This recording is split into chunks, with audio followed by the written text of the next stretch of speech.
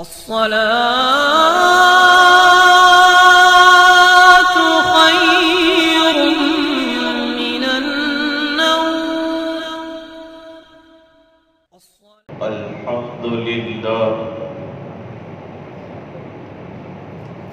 الحمد لله وكفى وسلام على عباده الذين اصطفى خصوصا على أفضلهم وخاتم النبيين محمد الأمين وعلى آله وصحبه أجمعين. أما بعد، أعوذ بالله من الشيطان الرجيم. بسم الله الرحمن الرحيم.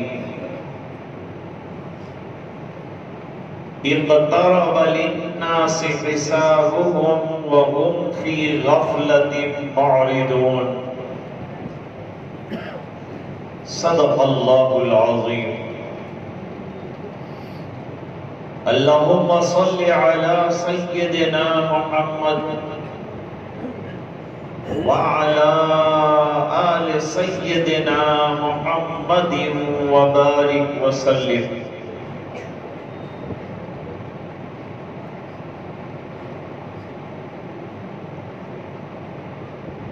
حضرات علماء، اساتذہ، طلباء، بزرگوں اور دینی بھائیوں،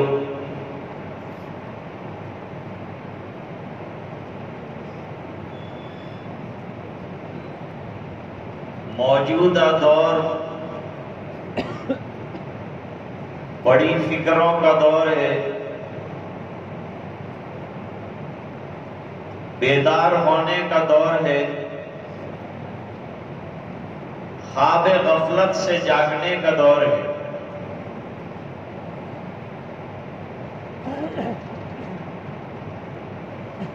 اس لیے کہ چاروں طرف فتن اندرونی اور بیرونی انسان کو پریشان کر رہے ہیں. روزانہ نئے نئے فتنے جنم لے رہے ہیں. اگر ہمارے پاس علم و عمل نہ رہا تو ان فتنوں کا مقابلہ مشکل ہوگا.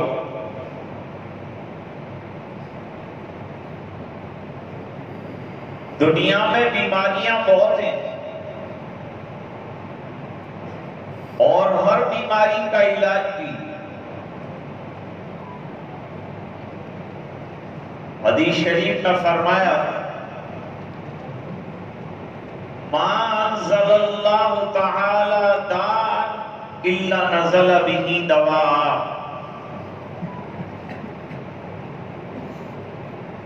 جب ہم کوئی بیماری دنیا میں اتارتے ہیں تو اس کا علاج بھی اتارتے ہیں. مکھی کے ایک پر میں بیماری ہے تو دوسرے پر میں اللہ نے شفا رکھی. بیماریوں کے علاج دور نہیں ہوتے لیکن ہمیں بیماریوں کا پتہ تو چلے کہ ہم بیمار ہیں.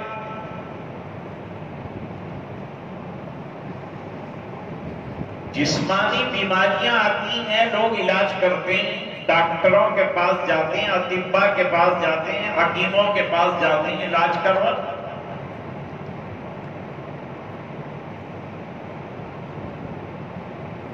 لیکن سب سے بڑی روحانی بیماری جس نے انسانوں کو پریشان کر رکھا ہے، خاص طور سے مسلمان حیران اور پریشان ہیں، اپنے مسائل کا حل تلاش کر رہے ہیں.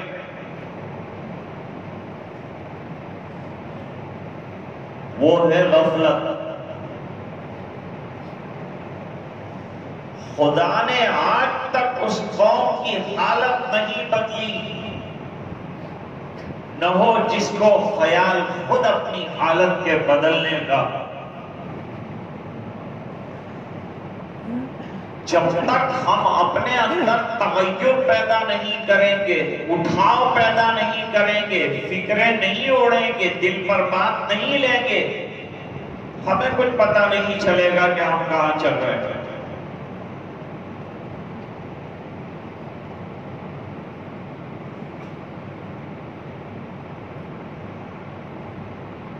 اس لیے علماء فرماتے ہیں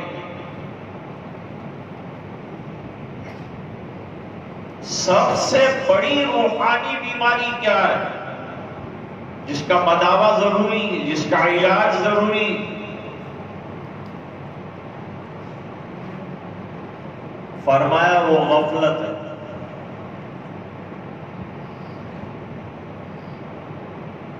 ایک آدمی نے نماز نہیں پڑھی، ہم پوچھتے نماز کیوں نہیں پڑھی؟ غفلت ہو گئی۔ ارے بھائی حج کا فریضہ ابھی تک کیوں انجام نہیں دیا؟ بس کہا غافل رہا، اپنے کاموں میں پڑا رہا، دھن میں لگا رہا۔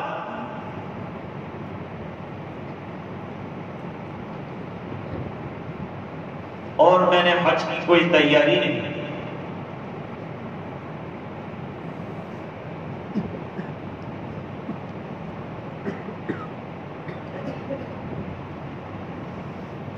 جتنی آج بیماریاں ہیں، چاہے وہ نماز میں غفلت ہو، چاہے عبادات میں غفلت ہو، چاہے معاملات میں غفلت ہو، چاہے نت نئے آنے والے فتنوں سے آنکھیں بند کر کے ہم بیٹھے ہوں،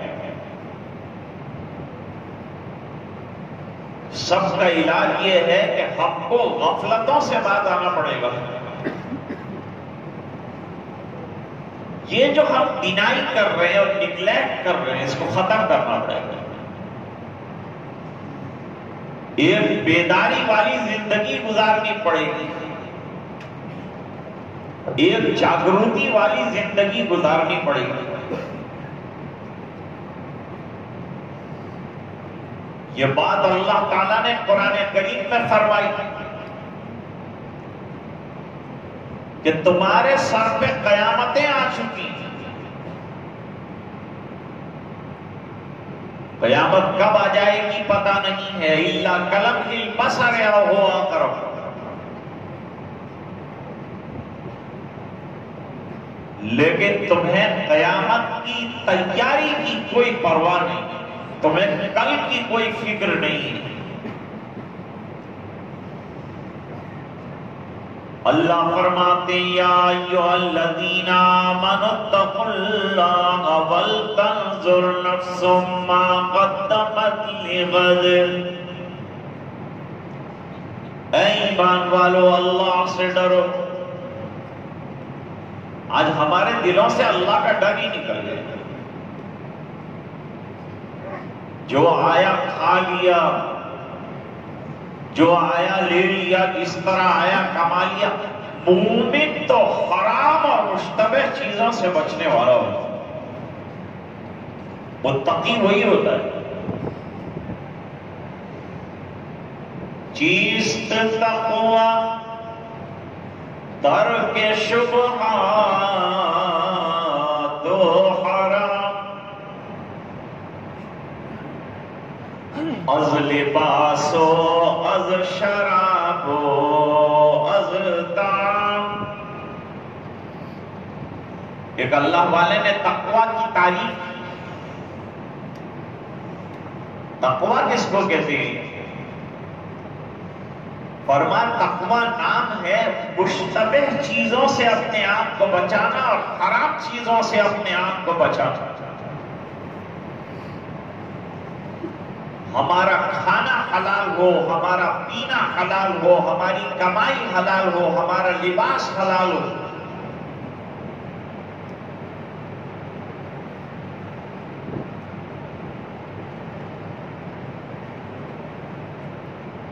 حدیث شریف میں ایک مضمون آتا ہے کہ ایک پراگندہ حال شخص پوری الحاح اور زاری کے ساتھ اللہ کے حضور روتا کہ میرا مدعا مل جائے، مجھے میرا مقصد مل جائے، لیکن اللہ تعالیٰ اس کی دعا کو قبول نہیں فرماتا۔ اور حدیث میں وجہ لکھی کہ اس کا کھانا حرام، اس کا پینا حرام، اس کا پہننا حرام، اس کی روزی حرام۔ تو حرام روزی کے ساتھ کتنی بھی دعائیں کر لو اور ذکر اور عبادت کر لو، کوئی کام نہیں۔ اس لیے سب سے پہلا کام حلال کمائی کی فکر کرنا۔ جیسا کھانا پیٹ میں جائے گا اسی کے مطابق نتائج جو ہیں وہ برآمد ہوں گے۔ اگر اعمال صالحہ کے متوقع ہیں آپ تو حلال رزق ضروری ہے۔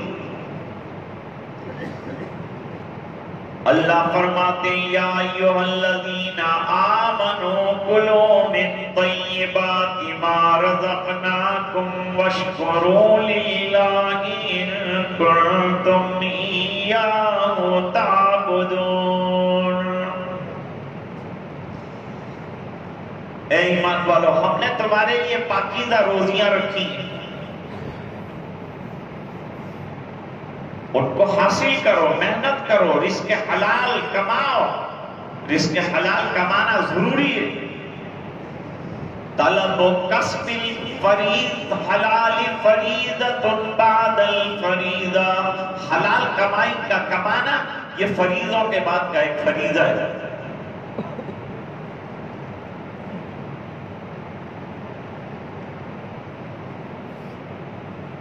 تو اللہ تعالیٰ نے فرمایا کلوا من طیبات ما رزقناکم، جو طیبات اور حلال چیزیں ہم نے عطا کی ہیں ان کو استعمال کرو۔ آج حرام کا رواج بہت ہو گیا، سود بہت ہو گیا، نشہ بہت ہو گیا، کمائی میں لاپرواہی بے شمار ہو چکی۔ پھر ہم کہتے ہیں کہ عبادت کرتے ہیں اور عبادت کا رنگ نہیں چڑھتا، اور ہماری عبادت کا اور ہماری دعاؤں کا کوئی اثر ظاہر نہیں ہوتا۔ اس کی وجہ کیا ہے؟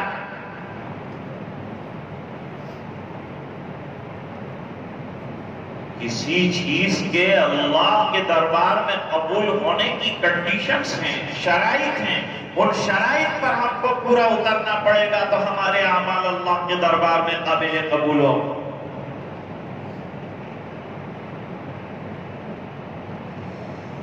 فرمایا کلوا من طیبات ما رزقناکم، اور آگے فرمایا واشکروا للہ ان کنتم ایاہ تعبدون، اور اللہ کا شکر بجا لاؤ۔ حلال کھانے سے نور پیدا ہوتا ہے، عبادتوں کا شوق پیدا ہوتا ہے۔ حرام کھانے سے گناہوں کا ذوق بڑھ جاتا ہے، عبادت کا شوق ختم ہو جاتا ہے۔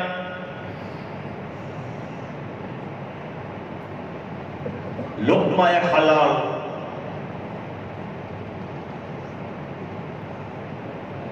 تو فرماتے ہیں آپ کا کھانا، آپ کا پینا، آپ کا لباس، ہر چیز حلال حلال ہو۔ کیسے حلال ہوگی جب آپ کی کمائی حلال ہو؟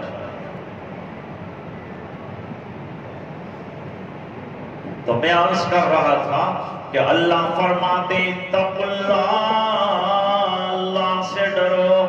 بار بار اللہ تعالیٰ فرماتے ہیں اللہ سے ڈرو، اللہ سے ڈرو۔ معلوم ہوا کہ ہماری اسی میں کمی ہے، اس لیے بار بار تنبیہ کی جاتی ہے۔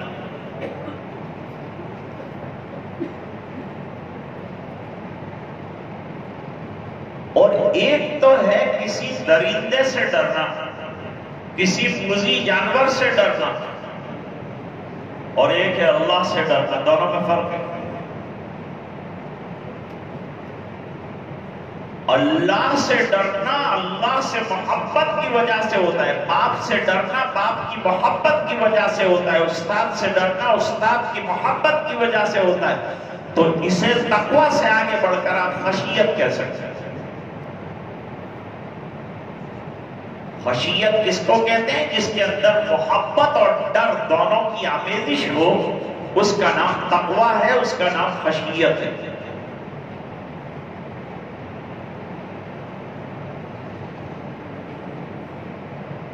ایک لطیفہ یاد آ گیا، بڑے میاں گئے تھے حکیم صاحب کے پاس۔ بڑھاپے میں تو آزا جواب دے دیتے ہیں، کان بھی کانپور تک پہنچ جاتے ہیں۔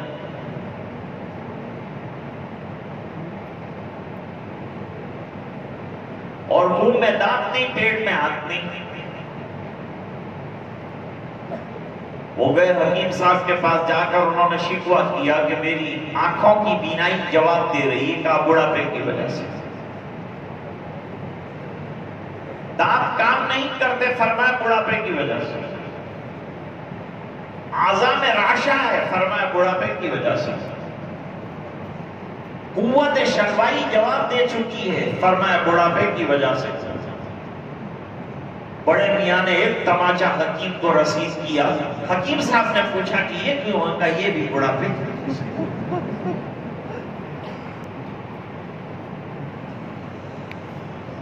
یہ تو ہو گیا لطیفہ، لیکن حقیقت اگر دیکھی جائے تو آج ہماری جتنی بیماریاں سماج کے اندر ہے، اس کا سب سے بڑا بیماری کا بلندہ اور جڑ اگر دیکھی جائے نا تو وہ ہے غفلت۔ میں نہیں کہتا، قرآن کریم کہتا ہے۔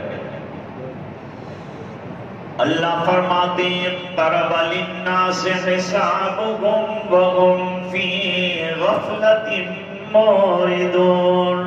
ارے تمہارے حساب کا وقت آ گیا، قیامت کا وقت آ گیا، آنکھ بند ہونے والی ہے، عارضی زندگی ختم ہونے والی ہے، اور اللہ کے بندو غفلت میں ڈوبے ہوئے ہو، پڑے ہوئے ہو، ایسی زندگی گزار رہے ہو جیسے کبھی تمہیں مرنا ہی نہیں۔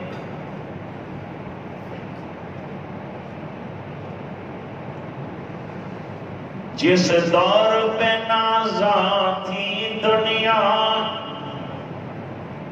ہم وہ زمانہ بھول گئے، غیروں کی کہانی یاد رہی، خود اپنا فسانہ بھول گئے۔ منہ دیکھی آئینے میں پرداب نہ دیکھا، سینے میں جی ایسا لگایا، جینے میں مرنے کو مسلمان بھول گئے۔ اور آخری شعر کا ہے، تکبیر تو اب بھی ہوتی ہے مسجد کی فضا میں، اے انور جس ضرب سے دل ہل جاتے تھے، وہ ضرب لگانا بھول گئے۔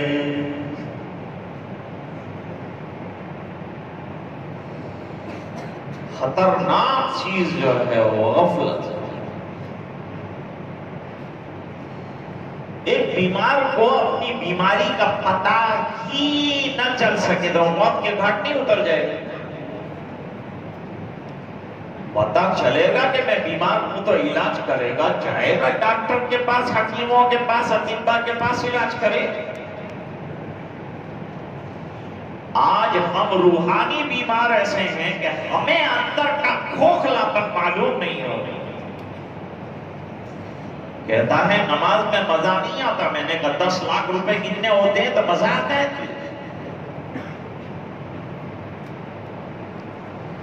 کہتا ہے قرآن پڑھتا ہوں تو دل گھبراتا ہے، تھیلا بھر کے پیسہ کتنا ہے دل نہیں گھبراتا، کیونکہ قرآن سے ناطہ جوڑا نہیں، نماز سے محبت نہیں۔ میرے بچوں جا کے تم کو یہ بیداری کا پیغام دینا ہے۔ یہ قیامت خیز طوفان ہمارے سرا سے گزر چکا اور آئے دن حالات سنگین سے سنگین تر ہونے والے ہیں۔ اگر دین نہ رہا ہمارے بچاؤ کی کوئی شکل نہیں ہے۔ آپ کے پاس ایمان ہی نہیں ہے، کون سی چیز آپ کو بچائے گی؟ اللہ کی مدد کیسے آئے گی؟ مدد اللہ کی، اللہ کے سچے بندوں کے ساتھ آتی۔ فرمایا وَلَا تَهِنُوا وَلَا تَحْزَنُوا وَأَنْتُمُ الْأَعْلَوْنَ إِن كُنتُم مُّؤْمِنِينَ۔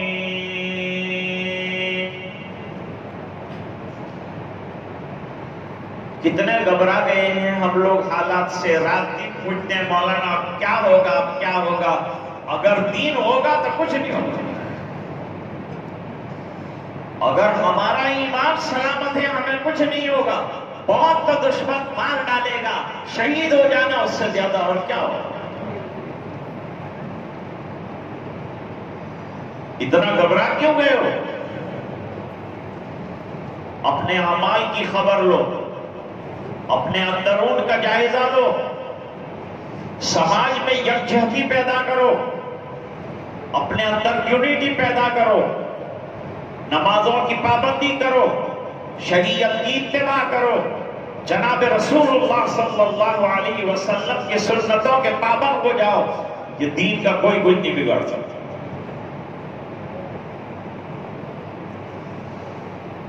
یہ دین مصطفیٰ نے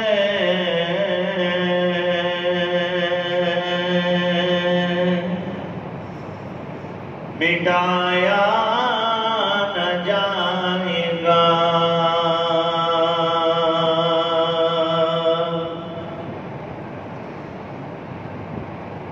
یہ دین مصطفیٰ نے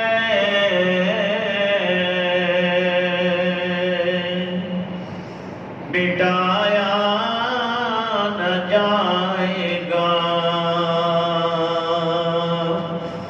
اور دنیا سے یہ چراغ بجھایا نہ جائے گا۔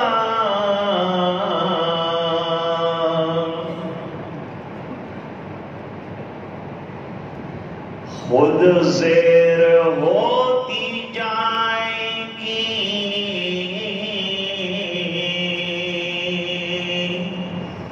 یہ مزور آندیاں، خود زیر ہوتی جائیں گی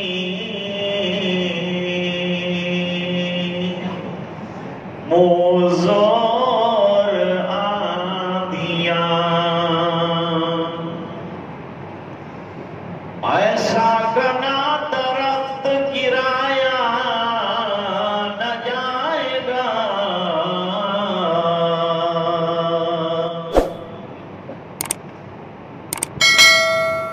سیرت نبی کی کیسے سمائے گی نعت میں،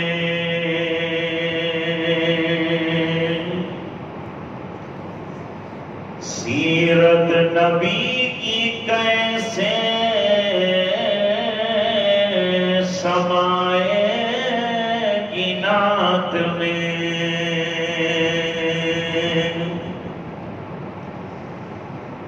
جب تک نبی سے عشق بڑھایا نہ جائے گا،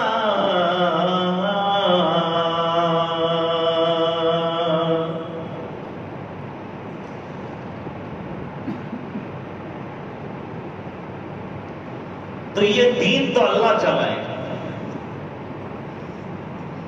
دین نہ میں نے تجویز کیا ہے، نہ کسی نے تجویز کیا ہے، نہ حضور نے تجویز کیا ہے، یہ دین اللہ کی طرف سے آیا ہے۔ حفاظت بھی وہی کرے گی۔ اللہ فرماتے اِنَّا نَحْنُ نَزَّلْنَا الذِّكْرَ وَإِنَّا لَهُ لَحَافِظُونَ۔ یہ قرآن ہم نے اتارا ہے، یہ دستور ہم نے اتارا ہے، یہ دین ہم نے اتارا ہے، اور ہم ہی اس کی حفاظت کرنے والے ہیں۔ لیکن دوستو اگر میں کام نہیں کرتا، آپ کام نہیں کرتے، تو خدا کے دربار میں کام کرنے والوں کی کمی تو ہے نہیں۔ ہمیں ہٹا دیا جائے گا اور دوسرے لوگوں کو لایا جائے گا، ہم محروم ہو جائیں گے۔ فکر اس کی کرو کہ ہم محروم نہ ہو جائیں۔ وَإِن تَتَوَلَّوْا يَسْتَبْدِلْ قَوْمًا غَيْرَكُمْ ثُمَّ لَا يَكُونُوا أَمْثَالَكُمْ۔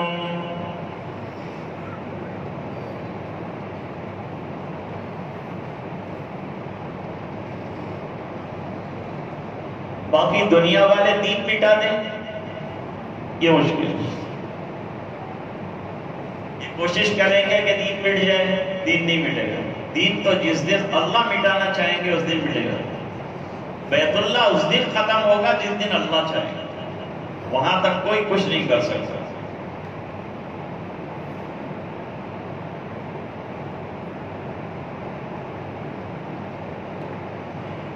نہیں مسکان بگاڑے گا کوئی کیا، نہیں مسکان بگاڑے گا کوئی کیا،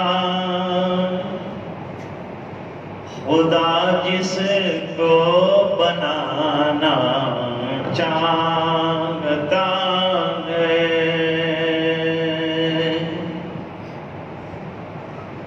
جب اللہ بنانے پہ آ جائے گا تو بگاڑنے والوں کا بگاڑنا کچھ کام نہیں دے گا۔ فرمایا یریدون لیطفئوا نور اللہ بافواہہم واللہ متم نورہ ولو کرہ الکافرون۔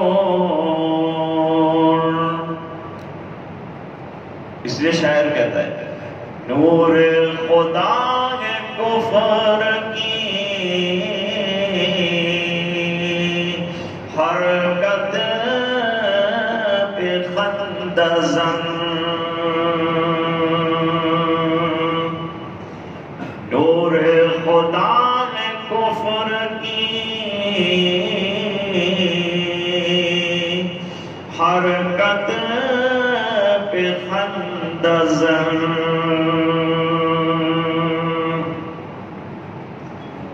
بھوکوں سے یہ چراغ بجھایا نہ جائے گا،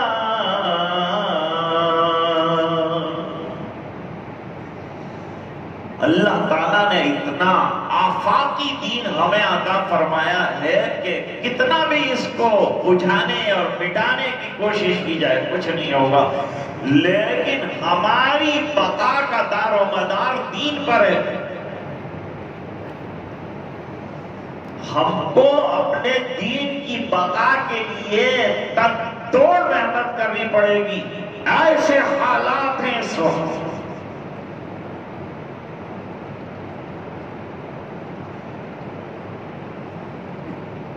ہمارے دکان پہ جو بھی نہیں رہتے، صحابہ کرام کا ایمان کتنا مضبوط ہے، اس کے باوجود ابن ابی ملیکہ فرماتے ہیں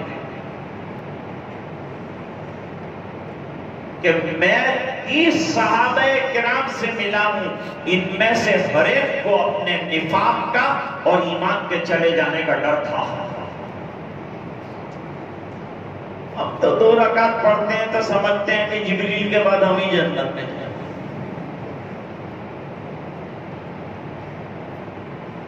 اور ایک قرآن ختم کرتا ہے 25 لوگوں کو رمضان میں کہتا ہے کہ میں نے ایک قرآن ختم کیا، اور 2 کیا تو بہت بڑی بات ہے۔ قرآن کی تلاوت کو حرز جان بناؤ۔ علی ابن حمزہ کسائی کا نام سنا ہوگا، جو قرآن پڑھنے والے ہیں وہ واقف ہیں۔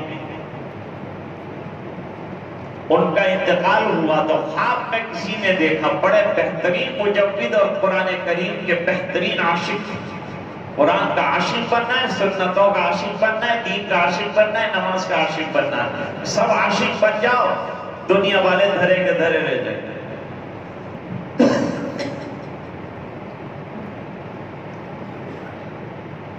کسی نے خواب میں دیکھا حضرت کیا معاملہ اللہ تعالیٰ کے یہاں رہا، جواب دیا کہ اللہ تعالیٰ نے قرآن کی تلاوت کی وجہ سے بخشش فرمائی، اور دوسرا مزید کرم یہ کیا کہ میری ملاقات آقا نامدار سے کرا دیا۔ اور سرکار نے کہا تم وہ علی بن حمزہ کسائی؟ میں نے کہا جی حضرت میں ہی عاجز ہوں۔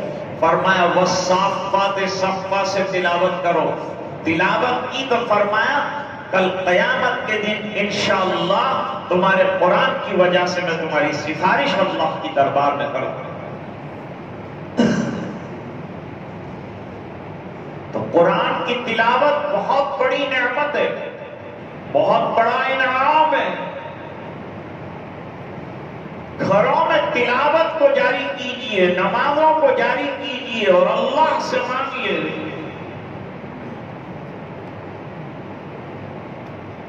حدیث شریف میں فرمایا اپنے گھروں کو قبرستان نہ بناؤ، اپنے گھروں کو قبرستان نہ بناؤ۔ پوچھا گیا کیا مطلب ہے؟ سرکار نے جواب دیا گھروں میں اگر نمازیں نہیں پڑھی جاتی، قرآن کی تلاوت نہیں کی جاتی تو وہ گھر قبرستان بن جاتے ہیں۔ مسجد میں بھی پابندی سے نماز پڑھا کرو اور گھروں کو بھی قرآن کی تلاوت اور نماز نفل کے ذریعے سے نورانی رکھو، اور ماں بہنیں گھروں میں تلاوت کا معمول بنائیں، اللہ سے دعائیں کریں اور نمازوں کے بعد اللہ سے مانگیں۔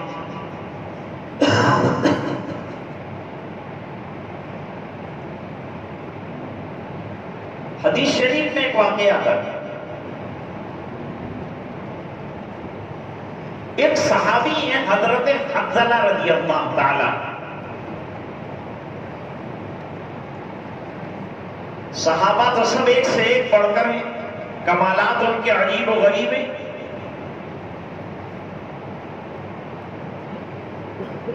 حضرت حنظلہ رضی اللہ تعالیٰ وہ سرکار کی خدمت میں ہمیشہ تشریف فرما رہتے تھے، اور ظاہری بات ہے کہ اس وقت آپ یہاں بیٹھے ہیں تو دل کی کیفیت اور ہے، گھر جانے کے بعد کیفیت اور ہو جائے گی، ہر وقت یکساں کیفیت تو نہیں رہتی۔ تو ایک طویل زمانے تک سرکار کے پاس بیٹھے، مجلس رسول میں بیٹھے تو کتنے انوار حاصل ہوئے ہوں گے۔ پھر وہاں سے نکل کر گھر گئے تو گھر جانے کے بعد کیفیت بدل گئی، بچے سامنے آ گئے، گھر گرہستی آ گئی، سنسار آ گئی۔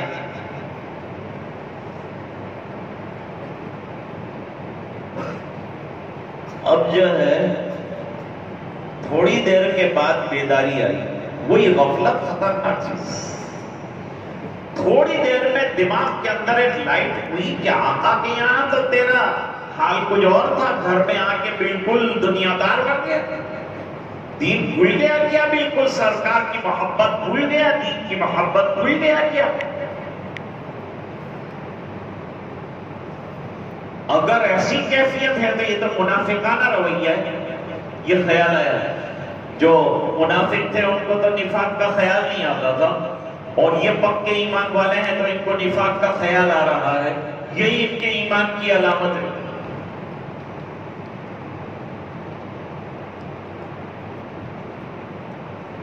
تو اب یہ گھر میں بیٹھے نہیں رہے، منافق تو چھپ کر گھر میں بیٹھے رہتے تھے، اپنے نفاق کی جو ہے نفاق ہوتی کرتے تھے۔ لیکن حضرت حنظلہ گھر سے باہر نکلے اور اعلان کیا نافق حنظلہ، نافق حنظلہ، نافق حنظلہ، حنظلہ تو منافق ہو گیا۔ لوگوں نے پوچھا ہوا کیا؟ فرمایا دربار رسول میں کیفیت الگ ہے، گھر جانے کے بعد کیفیت الگ ہے، دل کا حال بدل گیا ہے، یہ دوغلا پن مجھے پسند نہیں ہے، یہ بیداری کیوں چلی گئی، یہ غفلت کیوں آئی؟ اتنی فکر ہم کو ہو جانی چاہیے غفلت کے بارے میں۔ نماز لیٹ کیوں ہوئی، کیوں نہیں پڑھ سکا میں وقت کے اوپر، زکات وقت پر ادا میں نے کیوں نہیں کی، قرضہ کسی کا کیوں باقی رہ گیا، میری معاملات میں کمزوری کیوں آئی؟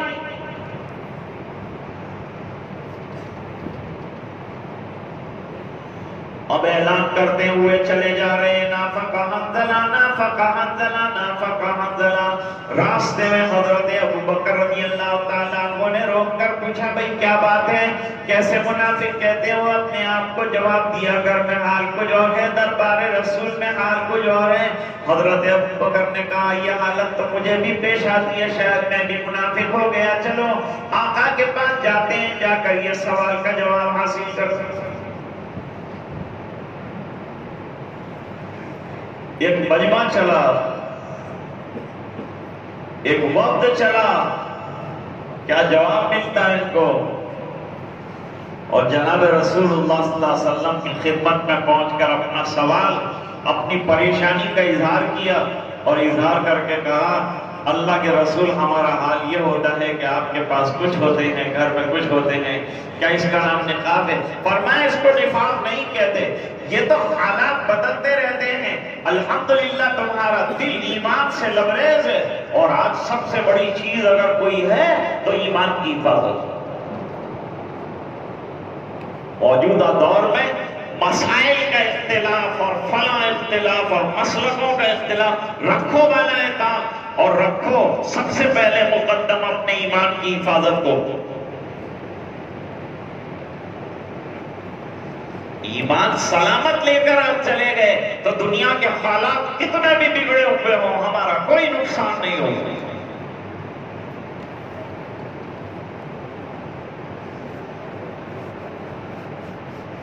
ہم کیا اپنے ایمان کی حفاظت کریں؟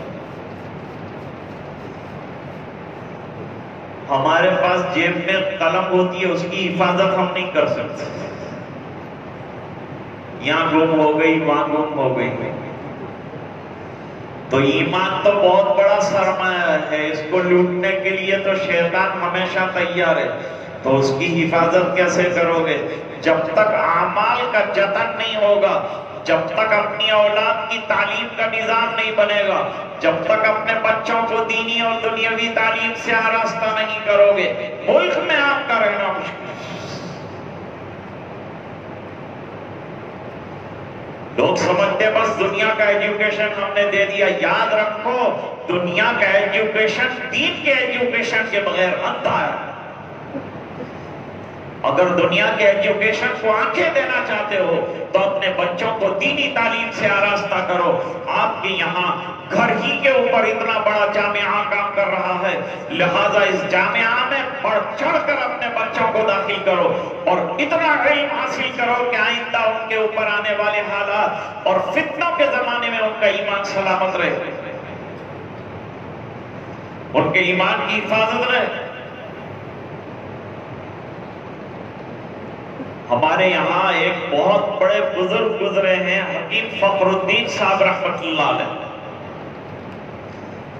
وہ فرماتے تھے کہ اے اللہ میں تو اپنی چھوٹی چھوٹی چیزیں بھول جاتا ہوں، حفاظت نہیں ہو پاتی مجھ سے، تو ایمان تو بہت بڑا ہیرا ہے، اس کی حفاظت مجھ سے کیسے ہو سکے گی؟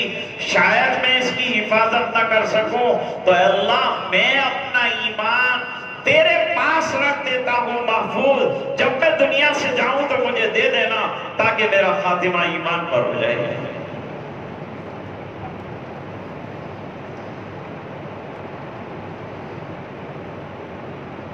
واقعات میں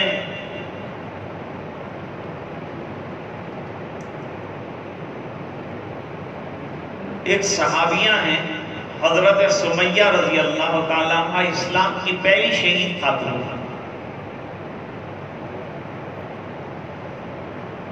ایمان جب آ جاتا ہے نا تو اپنی تمام رعنائیوں اور طاقتوں کے ساتھ آتا ہے۔ اس کے سامنے دنیا اور دنیا کی سب چیزیں ہیج ہو جاتی ہیں. اس کے بہت سے واقعات ہیں لیکن وقت نہیں.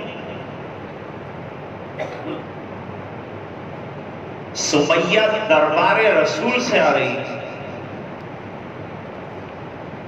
اور راستے میں ابو جہل اور ابو لہب نے گھیرا. کہاں سے آئی؟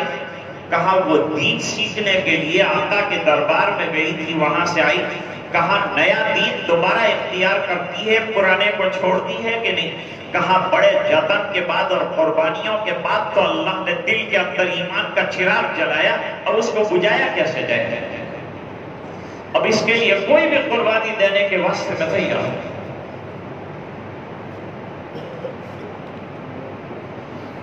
ایک نے برچھا مارا، دوسرے نے برچھا مارا، زخمی در زخمی در زخمی کر دیا. زمین پر گر گئی، خون کی ندیاں بہنے لگی. تڑپتی ہوئی سمیہ نے اپنے بیٹے کو بلایا کہ میرے بیٹے کو بلاؤ.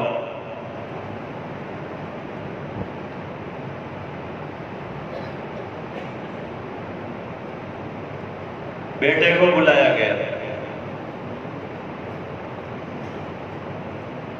صاحبزادے آئے. مشہور صحابی حضرت عمار رضی اللہ عنہ،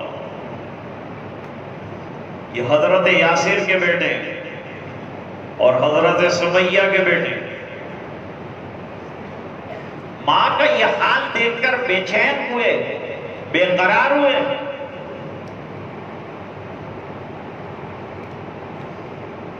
اب ماں نصیحت کر، کیونکہ میں تیرا کوئی علاج تو کر نہیں سکتا، کیونکہ یہ ظالم تو مجھے یہاں سے ہٹنے بھی نہیں دیں گے. جو حال تیرا کیا ہے میرا بھی کر دیں گے. ان کے پاس اقتدار ہے، اقتدار جس کے پاس ہوتا ہے وہ کوئی بھی ظلم کر لے، کون اس کو روک سکتا ہے؟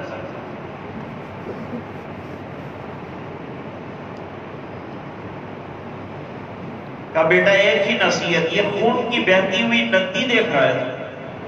جی ماں دیکھ رہا ہوں. کہا غمگین ہو گیا ہے؟ کہا جی غمگین ہوں. تو کیا یہ خون کی ندی سے تجھے یہ خیال تو نہیں آ رہا ہے کہ دامن مصطفیٰ چھوڑ دے؟ کیوں ماں ایسا کہتی؟ فرمایا تجھ پر اس سے زیادہ سنگین حالات آئیں گے ایمان کے قبول کرنے کی وجہ سے. تو جب سنگین حالات آئیں میرا خون یاد رکھنا اور دامن پکڑ لوں گی اگر دامن مصطفیٰ چھوڑ دی. یہ ایمان ہے کہ دنیا سے جاتے ہوئے بچے کو کوئی پراپرٹی کی، کوئی دنیا کی بات، اور یہ بھی نہیں کہا کہ تو دین چھوڑ دینا، اتنی مصیبتوں کے ساتھ دین اختیار کر کے کیا کرے گا، بلکہ یوں کہہ رہے ہیں قربان ہو جانا. دین ایسی نعمت ہے کہ ایک جان نہیں ہزاروں جانیں قربان کرنا ہو تو کوئی بات نہیں. اور حالات ایمان والے بیانات ہیں. لوگ کہتے ہیں ہمارے اوپر حالات ہیں، تو حالات تو آئیں گے لیکن حالات میں کرنے کا طریقہ جو شریعت مطہرہ نے بتایا اس شریعت کے طریقے پر ہم کو رہنا پڑے گا، تو پھر انشاءاللہ حالات دور ہوں. حالات بنانے کے لیے ہم کو آتے ہیں، حالات بگاڑنے کے لیے نہیں آتے. صحابہ پہ حالات آئے تو اللہ نے صحابہ کو بنا دیا، پوری دنیا کی ملک اور حکومتیں عطا فرمائی. اللہ تعالیٰ قرآن میں فرماتے ہیں وَلَقَدْ فَتَنَّ الَّذِينَ مِن قَبْلِهِمْ فَلَيَعْلَمَنَّ اللَّهُ الَّذِينَ صَدَقُوا وَلَيَعْلَمَنَّ الْكَاذِبِينَ. 11 بج چکے ہیں. بس مجھے آج صرف اتنی سی بات آپ کی خدمت میں عرض کرنی تھی کہ اس وقت جو حالات چل رہے ہیں ان میں چند امور بہت زیادہ ضروری ہیں. یہ کہ غفلت کو اپنے جسم سے اور اپنی زندگی سے نکالیے، بیداری کے ساتھ زندگی گزاریے، مسجد کا رخ کر لیجئے، اللہ سے مانگنے کے اندر اضافہ کر دیجئے، اوراد اور وظائف میں مشغول ہو جائیے، آدھی رات کو اٹھ کر اللہ کے دربار میں روئیے، اور جو کام ہمیں کرنے کے لیے شریعت نے کہا ہے وہ کر لیجئے. پھر غلبے کا وعدہ اللہ تعالیٰ نے فرمایا. غلبہ دینے والی ذات اللہ کی ہے. مایوس ہونے کی کوئی ضرورت نہیں, حالات سے نا امید ہونے کی کوئی ضرورت نہیں. ہمیں پوری طاقت کے ساتھ اور پوری امید کے ساتھ اور پورے یقین کے ساتھ اپنے دین پر حق سمجھتے ہوئے یقین کے ساتھ قائم رہنا, یہی ہمارا مشن ہے. اور یہ مشن کا بہت بڑا قلعہ مدرسہ ہے. مدرسے میں اسی کی تعلیم دی جاتی ہے, عقائد کی تعلیم دی جاتی, اعمال کی تعلیم دی جاتی, اخلاق کی تعلیم دی جاتی. اور آج دنیا کو بموں کی ضرورت نہیں ہے, آج دنیا کو اخلاق کی ضرورت ہے. اور وہ اخلاق کی تعلیم مدرسوں میں اور تعلیمی کارگاہوں کے اندر دی جاتی. لوگ کہتے ہیں کہ مدرسے دین کے قلعے ہیں. میں کہتا ہوں اس دیش کے قلعے ہیں. یہاں سے سولجرز ملے ہیں, یہاں سے مجاہدین ملے ہیں, یہاں سے دیش کو آزاد کرنے والے ملے ہیں, یہاں سے دیش کے لیے سیوا کرنے والے ملے ہیں, یہاں سے دیش کا نام بلند کرنے والے لوگ ملے ہیں. تو ظاہری بات ہے کہ خالی دین کا قلعہ نہیں ہے, یہ پورے دیش کا قلعہ ہے. میں فارغ ہونے والے تمام ہی طلباء کو مبارکباد پیش کرتا ہوں کہ ایک ایسے دور میں جب کہ مادیت کا غلبہ تھا اور لوگ تنخواہوں پر نظر رکھ رہے تھے, تب ان کے والدین نے ان نونہالوں کو ہمارے حوالے کیا, ہم پر بھروسہ کیا. ان میں سے کون کتنا کام کرے گا اور کتنا اللہ نوازے گا. دنیا دوستو معمولی چیز ہے. دین کی دولت اور علم کی دولت کے مقابلے میں دنیا کوئی چیز نہیں ہے, اور دنیا کی ڈگریاں کوئی چیز نہیں ہے, اور دنیا کے مراتب کوئی چیز نہیں ہے. اتنا مرتبہ اللہ تعالیٰ نے انہیں عطا فرمایا. ان کو خود اس کی قدر کرنی چاہیے. ہمیں ادارے کو مضبوط تر کرنا ہے, اور جتنے طلباء اب ہیں اس سے زیادہ ہم کو جو ہے اس میں داخل کرنا ہے. ایک ایک بچے کو حافظ بنانا ہے, اور ایک ایک گھر کے اندر حافظ قرآن ہونا چاہیے. مودی جی بیچارے کہتے ہیں, مودی جی کہتے ہیں کہ مسلمان کے ایک ہاتھ میں قرآن ہونا چاہیے اور ایک ہاتھ میں کمپیوٹر ہونا چاہیے. یہ یہاں تو نہیں دیکھا گیا, لیکن غزہ کے مار کھانے والے مسلمانوں کے ایک ہاتھ میں کمپیوٹر تھا اور دوسرے سینے میں قرآن تھا. آج وہی لوگ وہاں لڑ رہے ہیں اور مقابلے پر ڈٹے ہوئے وہی لوگ ہیں. آج سے 30 سال پہلے فلسطین کے شیخ یاسین نے طے کیا تھا کہ ہمارا ہر نوجوان حافظ قرآن ہوگا اور محاذ پر جائے گا. اسی کی وجہ سے آج تک جو ہے مد مقابل کے سامنے برابر ڈٹے ہوئے ہیں. اگر ہم کو ڈٹے رہنا ہے, اگر ملک میں رہنا, عافیت کے ساتھ زندگی گزارنی, عزت کے ساتھ زندگی گزارنی ہے, تو دین کو چھوڑے بغیر نہیں. دین ہمیشہ ہمارے پاس رہنا چاہیے. دین کو چھوڑ کر عزت والی زندگی کبھی بھی نہیں مل سکتی. کسی بزرگ نے بہت اچھی بات کہی کہ ہم اس ملک میں تھے, رہ رہے ہیں, رہیں گے. ہمارا حق ہے, ہم اپنا حق لیں گے. ہم نے قربانیاں دی ہیں, ہم بھیکاری نہیں ہیں. ہم نے اس ملک کو بہت کچھ دیا ہے, تو ہم بھیکاری تو نہیں. لیکن ہم اس ملک میں کوئی ہمیں آ کر یوں کہے کہ گردن کا مسا چھوڑ دو, کوئی یوں کہے نماز چھوڑ دو, کوئی یوں کہے مسجد چھوڑ دو, ہم ایک مستحب بھی چھوڑنے کے لیے انشاءاللہ تیار ہیں.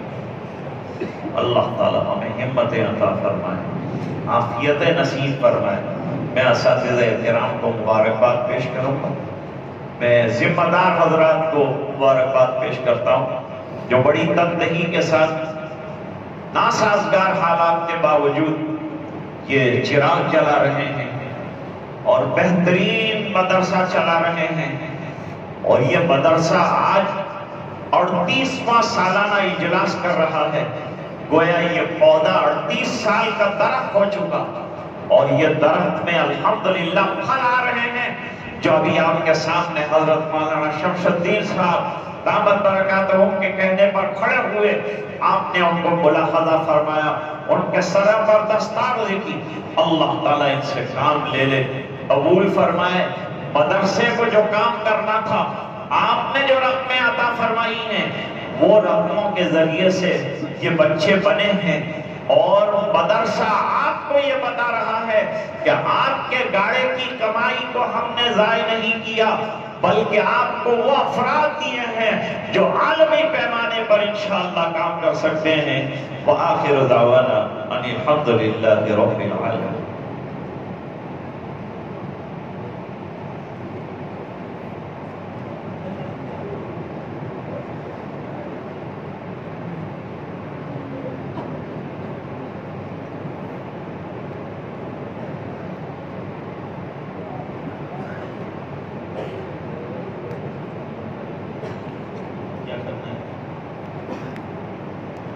سبحان اللہ و بحمدہ سبحان اللہ العظیم.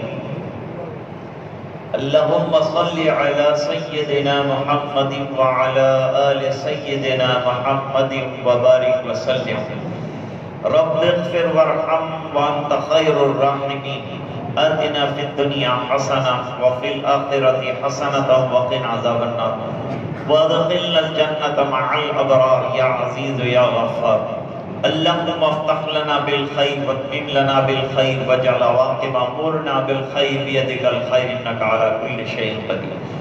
اللهم نور قلوبنا بنور القرآن وزين اخلاقنا بنور القرآن وادخلنا الجنة بالقرآن ونجنا من النار بالقرآن.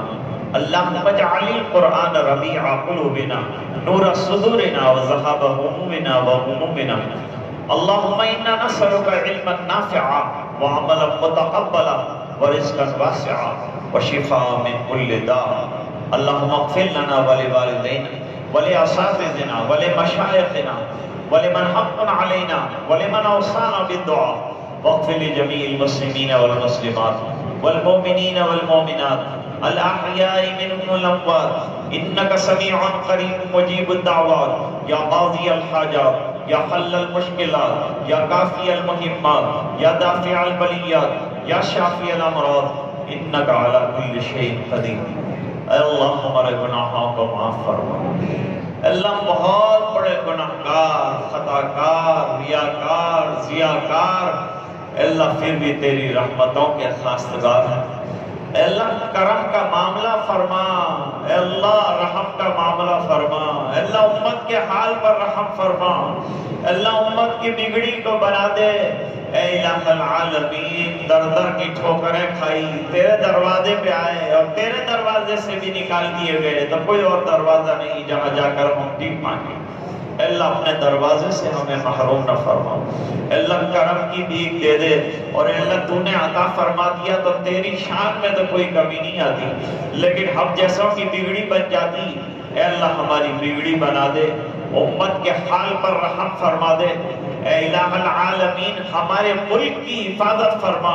اے اللہ ہم یہاں کے وفادار رہائشی ہیں. اے الہ العالمین کرم کے فیصلے فرما دے. اے اللہ دیش کی رکشا فرما، حفاظت فرما. پورے ملک میں امن و امان کے فیصلے فرما. اور پورے عالم میں جہاں جنگیں اور فسادات اور خون مرگی اور کشت و خون کا بازار گرم ہے، اے اللہ ہر جگہ عافیت کے فیصلے فرما دے، امن و امان کے فیصلے فرما دے. اے اللہ رحم کے فیصلے فرما دے. اے اللہ کرم کے فیصلے فرما دے.